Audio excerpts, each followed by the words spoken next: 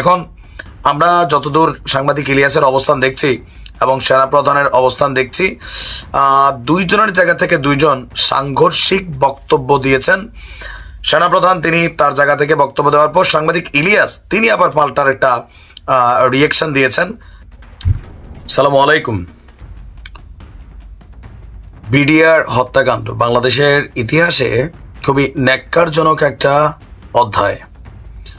তো সেই অধ্যায়টা নিয়ে আমরা দেখলাম যে গেল কয়েক মাস যাবৎ সাংবাদিক ইলিয়াস তিনি কাজ করছেন। ইভেন অনেক বিডিআর সদস্যকে মিথ্যা মামলা দিয়ে জেলে রাখা হয়েছে। আর এটা ব্যাপারে ইনভেস্টিগেশন, ভারতের রয়ের কানেকশন, আমাদের সেনাবাহিনীর কিছু কর্মকর্তাদের কানেকশন সহ নানান তথ্য দিচ্ছেন আমাদের সাংবাদিক ইলিয়াস। আর এটা নিয়ে আপনারা জানেন যে কমিশনও গঠন হয়েছে। বাট আজকে আমাদের সেনাপ্রধান তিনি যে বক্তব্য দিয়েছেন, এটা কোথাও না কোথাও সাংবাদিক ইলিয়াস সহ যারা এই বিষয়টা নিয়ে কাজ করছেন তাদেরকে একটা হুঁশিয়ারি বার্তা দিয়েছেন। স্বাভাবিক শান্ত স্বভাবের একজন মানুষ হচ্ছেন আমাদের সেনাপ্রধান জেনারেল ওয়াকারুজ্জামান। তো বাংলাদেশের সার্বিক পরিস্থিতি নিয়ে কথা বলার পাশাপাশি আজকে তিনি বিডিআর নিয়ে খুবই স্পষ্ট একটা বক্তব্য দিয়েছেন। তিনি বলছেন যে একটা জিনিস আমাদের মনে রাখতে হবে, এই বর্বরতা কোনো সেনা সদস্য করে নাই। সম্পূর্ণ ঘটনাটা বিডিআর দ্বারা সংগঠিত, মানে আজকের যারা বিজিবি, ফুল স্টপ। এখানে কোনো ইফ এবং বাট নাই। এখানে যদি ইফ এবং বাট আনেন, এই যে বিচারিক কার্যক্রম এতদিন ধরে হয়েছে, 16 বছর 17 বছর যারা জেলে আছে তারা কনভিক্টেড, সেই বিচারিক প্রক্রিয়া ব্যাহত হবে। এই জিনিসটা আমাদের খুব মনে রাখা প্রয়োজন যে এই বিচারিক প্রক্রিয়াকে নষ্ট করবেন না।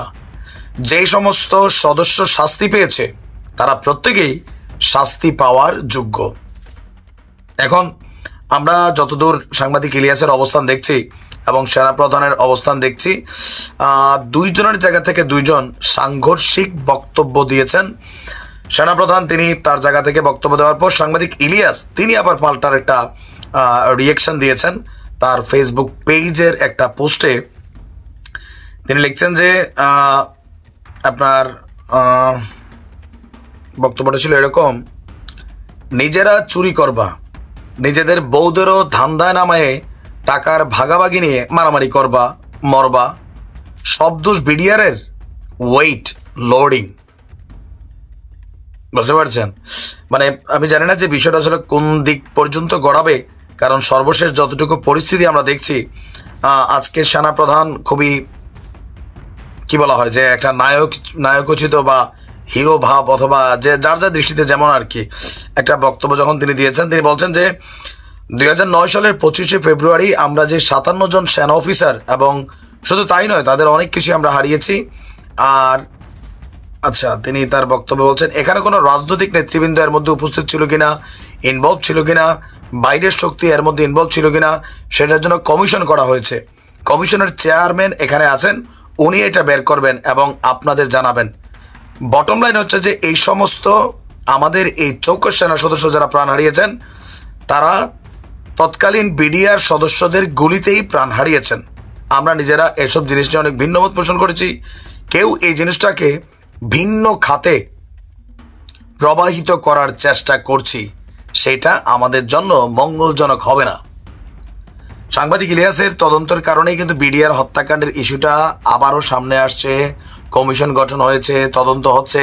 এর মাঝখানে সাংবাদিক ইলিয়াস তার লাইভে অনেক সেনা অফিসারদেরকে নিচ্ছেন, তাদের সাথে কথা বলছেন, বা এই বিষয়টা নিয়ে আরও মোর ইনভেস্টিগেশন করছেন।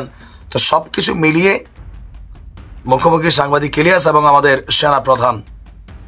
এই পিলখানা হত্যাকাণ্ডে প্রকৃত সত্য আসলে কে সামনে আনবে সময় বলে দিবে। আমরাও দেখতে চাই এটার শেষ কোথায়। 5 আগস্টের পর প্রথমবারের মতো মন খুলে কথা বললেন সেনাপ্রধান জেনারেল ওয়াকারুজ্জামান। ফাটালেন বোমা, সতর্ক করে দিয়েছেন মব ভায়োলেন্সের নায়কদের। অবাধ, সুষ্ঠু ও অন্তর্ভুক্তিমূলক নির্বাচন অনুষ্ঠান এবং দেশের আইন শৃঙ্খলা পরিস্থিতি নিয়ে ডক্টর ইউনূস সরকারের প্রতি দিয়েছেন স্পষ্ট বার্তা। ক্ষোভ ঝেড়েছেন পিলখানা হত্যার বিচারে দণ্ডপ্রাপ্তদের মুক্তি দেওয়ার পদক্ষেপে। পিলখানা হত্যাকাণ্ড নিয়ে অপপ্রচার থামিয়ে দিয়ে বলেছেন ফুল স্টপ। পুলিশ সহ দেশের বাহিনীগুলোকে আন্ডারমাইন না করার কথা বলেছেন। দেশের বিবাদমান পক্ষগুলোকে হুঁশিয়ার করে দিয়ে বলেছেন, কাদা ছোড়াছুড়ি চলতে থাকলে দেশ এবং জাতির স্বাধীনতা সার্বভৌমত্ব বিপন্ন হবে। এমন অবস্থায় পরিষ্কার বার্তা দিলেন সেনাপ্রধান। তিনি বললেন, আমি চাক্ষুষ সাক্ষী এই সমস্ত বর্বরতার। একটা জিনিস আমাদের সব সময় মনে রাখতে হবে, এই বর্বরতা কোনো সেনার সদস্য করেনি, সম্পূর্ণটাই তদানীন্তন বিজিবি সদস্য দ্বারা সংগঠিত। Full stop. এখানে কোনো ইফ এবং বাট নাই। এখানে যদি ইফ এবং বাট আনেন, এই যে বিচারিক কার্যক্রম এত দিন ধরে হয়েছে, 16 বছর ধরে, 17 বছর ধরে যারা জেলে আছে, যারা কনভিক্টেড, সেই বিচারিক প্রক্রিয়া ব্যাহত হবে। এই জিনিসটা আমাদের খুব পরিষ্কার করে মনে রাখা প্রয়োজন। দর্শক, আমরা দেখতে পাচ্ছি সেনাপ্রধান বিগত 16 বছর ধরে চলা বিচার কার্যক্রম নিয়ে কোনো ধরনের সন্দেহ না তোলার কথা বলেছেন। বিচারের ক্ষেত্রে প্রহসনের বিষয়ে সতর্ক করে তিনি বলেন, এই বিচারিক প্রক্রিয়াকে নষ্ট করবেন না। যে সমস্ত সদস্য শাস্তি পেয়েছে তারা শাস্তি পাওয়ার যোগ্য। এখানে কোনো রাজনৈতিক নেতৃবৃন্দ এর মধ্যে উপস্থিত ছিল কিনা, ইনভলভ ছিল কিনা, বাইরের কোনো শক্তি এর মধ্যে ইনভলভ ছিল কিনা, সেটার জন্য কমিশন করা হয়েছে। কমিশনের চেয়ারম্যান এখানে আছেন, উনি এটা বের করবেন এবং আপনাদের জানাবেন। পিলখানার ঘটনাকে ভিন্ন খাতে প্রবাহিত করার চেষ্টা সম্পর্কেও সতর্ক করেছেন সেনাপ্রধান। বলেন, বটম লাইন হচ্ছে আমাদের চৌকো সেনা সদস্য যারা প্রাণ হারিয়েছেন, তারা প্রাণ হারিয়েছেন তদানীন্তন বিডিআর সদস্যদের গুলিতে। আমরা নিজেরা এসব জিনিস নিয়ে অনেক ভিন্নমত পোষণ করছি, কেউ কেউ এই জিনিসটাকে ভিন্ন খাতে প্রবাহিত করার চেষ্টা করছি, সেটা আমাদের জন্য মঙ্গলজনক হবে না। দর্শক, বিডিআর হত্যাকাণ্ড নিয়ে বর্তমান সরকার ক্ষমতায় আসার পর থেকে নানা ধরনের বক্তব্য নানা পক্ষ থেকে উঠে আসছে। সবশেষ 15 ফেব্রুয়ারি অ্যাটর্নি জেনারেল এই হত্যাকাণ্ডের দায় আওয়ামী লীগ ও আন্তর্জাতিক চক্রান্তের উপর চাপিয়েছিলেন। অনুষ্ঠানে সেনাপ্রধান অনেকবার আপনারা শব্দটি ব্যবহার করেছেন। তিনি বলেন, কিছু মনে করবেন না, আজকে একটু পরিষ্কার করে আমি কথা বলতে চাই। আপনাদের সবার হয়তো ভালো নাও লাগতে পারে, কিন্তু বিশ্বাস করেন আমার এটা আপনারা যদি গ্রহণ করেন, আপনারা লাভবান হবেন, কোনো ক্ষতি হবে না দেশের। তবে এই আপনারা বলতে কাদের বুঝিয়েছেন সেটি সেনাপ্রধান সরাসরি তার বক্তব্যে বলেননি। সেনাপ্রধান পরিষ্কার করে বলে দিয়েছেন তার ও তার বাহিনীর কি লক্ষ্য। বলেছেন, আমার অন্য কোনো আকাঙ্ক্ষা নাই, আমার একটাই আকাঙ্ক্ষা দেশ এবং জাতিটাকে একটা সুন্দর জায়গায় রেখে ছুটি করা। I had enough was last 7-8 months. I had enough. আমি চাই দেশ এবং জাতিকে একটা সুন্দর জায়গায় রেখে আমরা সেনানিবাসে ফেরত আসবো। সেনাপ্রধান কথা বলেছেন দেশের সাম্প্রতিক সময় আইন শৃঙ্খলা পরিস্থিতি নিয়ে। সেনাপ্রধান আইন শৃঙ্খলা পরিস্থিতির চরম অবনতির জন্য দায়ী করেছেন বিভেদ ও হানাহানিকে। সেই সঙ্গে বিভিন্ন ধরনের বিচারের নামে আইন শৃঙ্খলা বাহিনীকে বিপর্যস্ত করে তোলারও কড়া সমালোচনা করেন তিনি। সেনাপ্রধান বলেন, দেশের আইন শৃঙ্খলা পরিস্থিতি খারাপের পেছনে কিছু কারণ আছে। প্রথম কারণটা হচ্ছে যে আমরা নিজেরা হানাহানির মধ্যে ব্যস্ত, একজন আরেকজনের বিরুদ্ধে নিষেধাজ্ঞারে ব্যস্ত।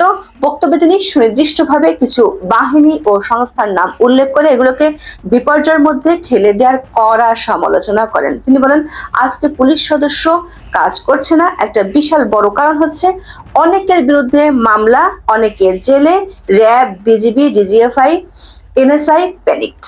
বিভিন্ন দোষারোপ, গুম, খুন ইত্যাদি তদন্ত চলছে। অবশ্যই তদন্ত হবে, দোষীদের বিচারের আওতায় আনতে হবে, এমন ভাবে কাজটা করতে হবে যেন এই অর্গানাইজেশনগুলো আন্ডারমাইন না হয়। এই অর্গানাইজেশনগুলো যদি আন্ডারমাইন করে, আপনারা মনে করেন যে দেশে শান্তি শৃঙ্খলা বিরাজ করবে, সবাই শান্তিতে থাকবেন, সেটা হবে না, সেটা সম্ভব না।